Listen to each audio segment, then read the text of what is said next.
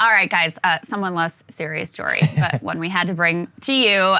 There was a little bit of an exchange yesterday. Biden gave a press conference. He wanted to talk about supply chain issues, inflation, and such things. And at the end, as things are wrapping up, as reporters do, they were sort of shouting questions at him, getting him to respond. One of those reporters was Fox News' Peter Doocy. Here is how that unfolded. Why are you sending 8,500 trips to Ukraine? What do you think President Biden's inflation back? Do you think inflation is a political liability? That's a great asset. More inflation. What a stupid son of a bitch. So it's a little muddled there, so in case you couldn't hear, Doocy yells out, "Hey, Mr. President, do you think inflation's a problem for you in the midterms?" To which Biden sort of mumbles into the microphone. It's a real asset, you dumb son of a bitch. I'm going to be honest, this is the high water mark of the Biden presidency. A lot of people have faux outrage about this. I personally thought it was so funny when I was in the White House press corps, when Trump would nuke the Jim Acostas and the Peter Alexanders of the world. I personally think Trump's finest hours when he pointed at Acosta and said, "You are fake news." I thought it was hilarious. The difference is, and I want to give Doocy a lot of credit, he brushed it off. He went on Fox immediately and he was like, "Nobody's fact-checked the president yet." He goes on with Jesse Waters. Funny. And Waters is like, "I gotta agree with the president on this. You are a dumb SOB. And Doocy says, "Well, no one fact-checked it and said it was false." He went on with Sean Hannity. So the next phase of the story, which this part I don't appreciate, Biden actually called him to sort of apologize. That's weak. Come on, just own it. Stand by it. Anyway, Doocy characterized the call as them clearing the air, but not exactly all the way to an apology. Okay. And Sean Hannity was trying to get him to like play the victim, like, shouldn't he have apologized? And, that's not a real apology. And Doocy's like, look, we're like on the edge of World War III here. The man took some time out of his schedule to call me and clear the air and say it wasn't personal, pal, so we're moving forward. Anyway, I guess the one thing you could say about it is, there's a lot of hypocrisy all around because, of course, liberals, when it was Acosta, they were, the freedom of the press, and now they love et cetera. Now they love it.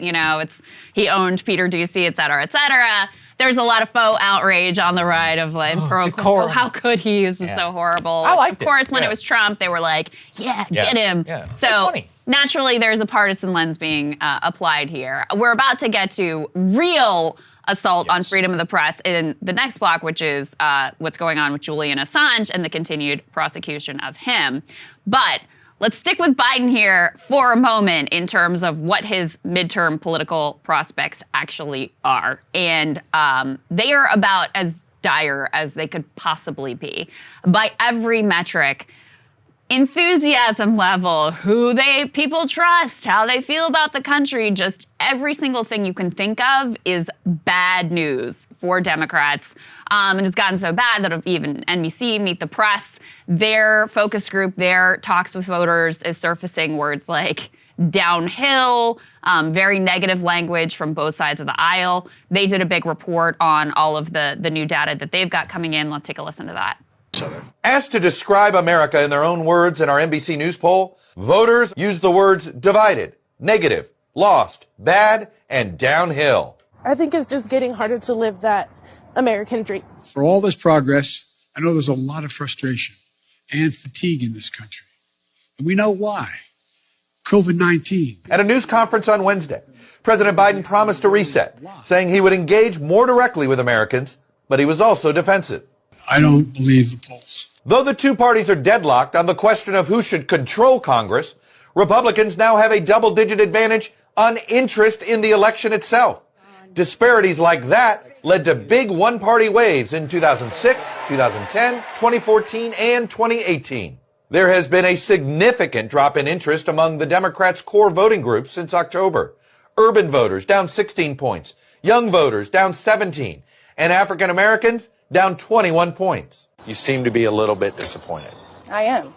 The majority of his voting bloc, I feel that he's ignored us. Do you think that President Biden has fought hard enough for the priorities of black voters? I do not. President Biden is walking a tightrope. In addition to flagging enthusiasm in the base, he faces eroding support among independents. In Atlanta, I sat down with several Biden voters who did not vote Democrat in 2016. Leaning into the argument about elections and election fairness in either direction turns me off. What could Biden do right now to make you feel less like a reluctant Biden supporter? I mean, we got a lot of problems. We got a high inflation. We have supply chain issues. The economy and jobs is the top issue for voters, replacing COVID. Republicans have a 33-point advantage, driven by gains among independents. While job creation is up and the unemployment rate is down, 61% say their family income is falling behind the cost of living. And I actually think that last piece there might be the most important stat in that whole package. 61% say that their family income is falling behind the cost of living. I mean, what could be a more important metric for how people are feeling about the state of the country right now? And they said Republicans have a 33-point advantage when it comes to the economy. And it just shows you, I mean, the foolishness of, take what the right policy should be out of it for a moment. The foolishness politically of Biden's strategy, which has pleased absolutely no one. In the midterms, you have to have your side excited and feel like there is some reason for them to show up to the polls. What reason could they possibly have when you have control of the presidency and the Senate and the House and you're still like, yeah, but we can't get anything done? It's like, well, why am I going to bother to put you back into power so you can continue to do nothing to deliver for my material needs? And, you know, the talking point, okay, the Republicans are worse. Sure, that's not exactly highly motivating people at this point, clearly, when you look at the fact that voter interest on the side of the Republicans, and I think we have a tweet we can show about this too, is way higher than it is for Democrats. They hold a double-digit advantage in voter enthusiasm. Similar levels of disparities have led to massive shifts. In 2006, you had Democrats on the other side of this equation with high interest, and it led to them picking up 30 House seats. In 2010, the Tea Party wave, R plus 17, and we know that that resulted in massive gains for Republicans. So they are in really bad straits right now. And, you know, no, I don't think that calling Peter Doocy, even if he called him a dumb son of a bitch every single day between now and the election, I'm not sure it would rescue him. Well, that was what was so dumb about it, which is that, you know, Biden should be taking every opportunity that he can in order to say, here's what I'm trying to do about inflation. Here's what I'm trying to do about gas. I truly do not understand this man and the entire institutional Democratic Party, which is so bad at politics. Like, I knew they were bad, but I didn't think it would be this bad. Yes, they're this and bad. Look, it's like, is it this hard? I'm just a guy on YouTube who can figure apparently this out better than everybody else. Put this next tweet up there on the screen. Look at the mood of the country. Right track, 22%. Wrong track, 72%. Income falling behind cost of living, 61%. Oof. Staying even, 30, going up, 7. I want to meet those people. Yeah. Polarization will only grow, 70. Is there a threat to democracy? 76%. These are dire numbers. That income falling behind cost of living, I'd be talking about that every single day. You know, we recently looked at a poll which said that voters are very aware that corporate monopolies are using their pricing power in order to gouge them. Yeah. Okay, break them up. You can actually use the DOJ antitrust division. You could be talking about this every day. Like I said, gas is up 50%. Almost 50% of inflation is gas alone. Get the Saudi king over here tomorrow. Call OPEC together and basically say, we will sanction the living hell out of you. We will make sure that none of you ever get weapons ever again, unless we start seeing gas flowing now, today. Summon the heads of Exxon, Chevron, BP, all these people and be like, what do I got to do, guys? Let's go. I don't get this. I mean, this is the president of the United States. You can call anyone on earth and they will answer in 2 minutes. You can get these people to come to you. You can use the power of the presidency and of the people who have bestowed an enormous amount of power in your hands to help them. And you don't even have the appearance of helping them. That's why I see that, you know, stupid son of a bitch question thing, or answer and retort as so dumb, because what he's doing is these liberals, resistance liberals on Twitter are like, oh my God, this is awesome. Yeah, go ahead and please them and see how that works out for you. And, you know, it's like, Why is it so difficult in order to conduct yourself in a way that people can at least see and say, you're doing something, you're at least trying? That's what the words of those people in that NBC News interview were saying. They're like, yeah, we got a lot of problems right now, supply chain and cost, and I don't feel like this election stuff, I keep telling you, the voting rights thing, nobody cares if you can't pay your bills. Yeah. And if you've pointed this out, what's the point of filibuster reform if you can't pass anything? I mean, all of this is completely useless. And then on top of all of that, Krystal, is COVID, which is, of course, broadening the entire economy. And the trust ratings for the government agencies, Fauci and others, has plummeted. Put this up there, too. On COVID statements, trust has fallen and the do not trust ratings have risen for the CDC, Anthony Fauci, and even states' governors. But you know what's interesting? Trump's numbers also fell during that time while Everyone. he was out doing nothing. That's the one silver lining here, is that he still is less trusted on COVID than everyone else. The problem for Democrats is that COVID isn't the number one issue anymore. And so while, when COVID was the dominant issue in people's minds, they had an upper hand because they had been more responsible. Trump was wildly irresponsible, making stuff up, saying privately, this is going to be a horror show. It's nothing like the flu. And then publicly being like, it's just like the flu. No big deal. But the bottom line is people are more interested now in their jobs, in inflation, in being able to pay the bills, pay the rent, pay the mortgage, whatever it is that's ultimately on their plate. And they feel very concerned about being able to do that. And by the way, when you look at the numbers, the bank accounts have been depleted. Anything that people got during the stimulus phase is gone. It is long gone. Now the savings rate is lower than it was pre-pandemic.